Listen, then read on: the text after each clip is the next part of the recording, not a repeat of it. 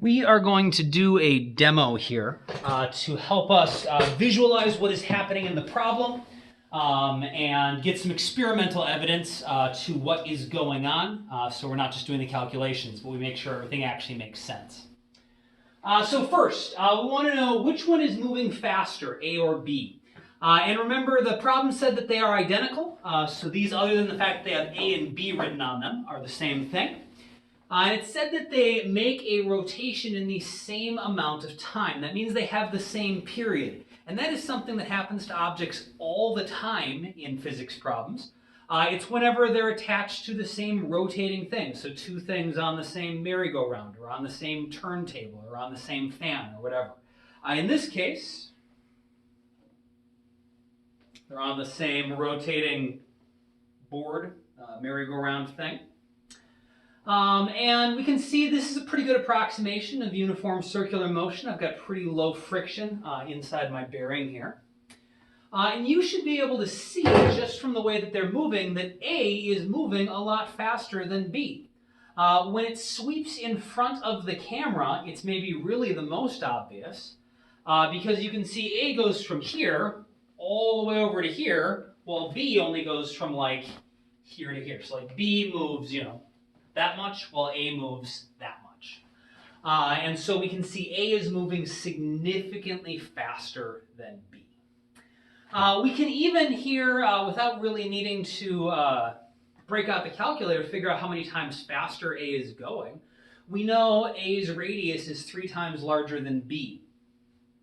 Since circumference is proportional to radius, the circle that A is going in has to have a circumference that is 3 times the circumference of the circle that B is going in, which means that A is going 3 times as far in the same amount of time, and so it must be going 3 times as fast.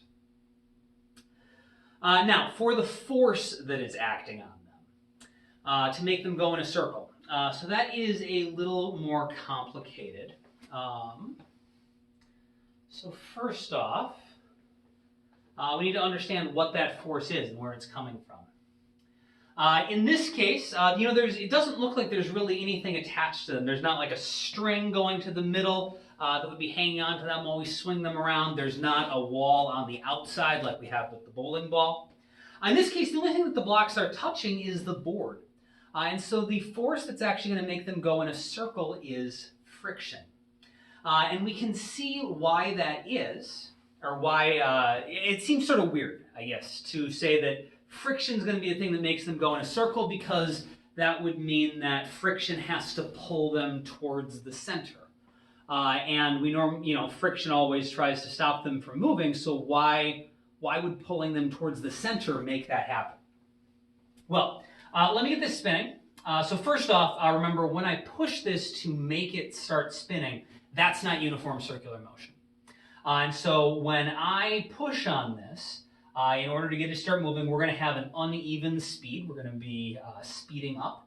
And so we call that a torque. And we'll study that later. That's non-uniform circular motion. The way I do that is by applying a force that is actually tangent to the circle. So if I want to get object A and object B to actually speed up, I'm going to push them tangent to the circle. Now that they're moving tangent to the circle, if I keep pushing tangent to the circle, they'll get faster. So we get them moving. But once they're going at a constant speed, now friction still needs to be acting on them to make them go in a circle. Imagine if there was no friction. Think about what object A would do if there was no friction whatsoever. So when we get to right here, as it swings around, so imagine it's still moving at constant speed, it would be going, as it goes like this, it's always going to be moving tangent to the circle. So like at this particular point, it's moving this way.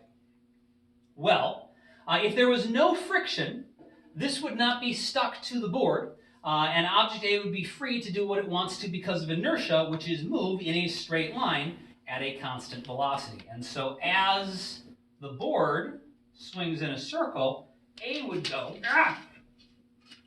in a straight line. Let's try that a little more elegantly. So A is going to go in a straight line while the board goes in a circle. We're going to wind up with something like that. And so you can see if there's no friction, although A went in a straight line that way, it looks sort of like it wound up just going off the end of the board. And the only way the board is going to be able to keep object A from going out that way is to pull that way.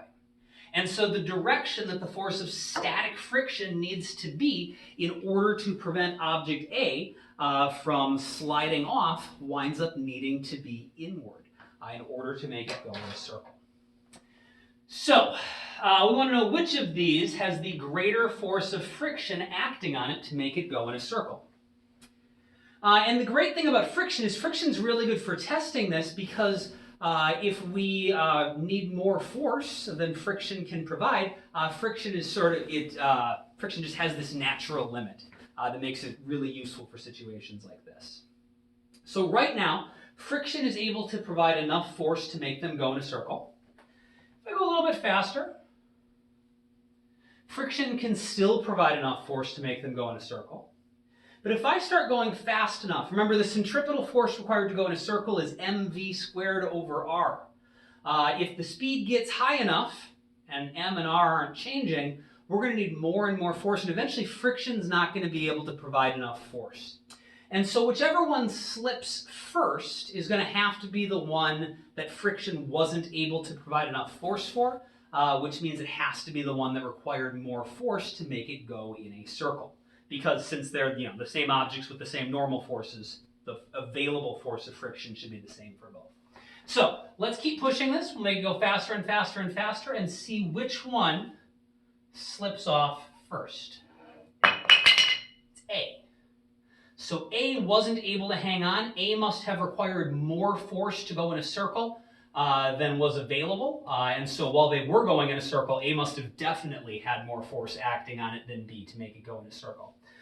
We can see that radius winds up being really important. The fact that B has this really small radius means we actually need to go pretty quick before B is going to start to slip. There it goes. And so, as we spin faster and faster and faster, eventually friction's not able to hang on to B either. But A slipped off first, which means A is definitely the one that required more force to go in a circle, required a greater centripetal force, in this case provided by friction. As far as actually calculating it goes, that's a little bit more complicated. So that's not something we can just sort of talk our way through super easily, but I'll show you how to do the calculation in the next thing on Schoology.